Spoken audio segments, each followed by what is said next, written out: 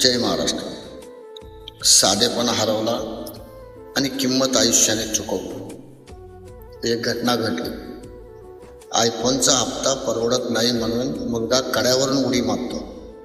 त्याला वाचवायला वडीलही उडी घेतात. दोघांचाही जीव जातो. हे पाहून आई म्हणते, आता मी कशासाठी जगू, आणि तीही टोकाचं पाऊल उचलते. एका क्षणात संपूर्ण कुटुंब उद्ध्वस्त होतं.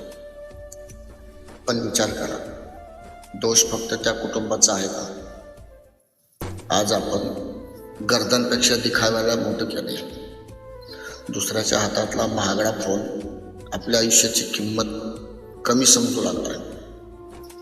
फोन, गाडी, बंगला हे सर्व सुखासाठी असावं, पण सुखच जर वस्तूंच्या हप्त्यात अडकलं तर?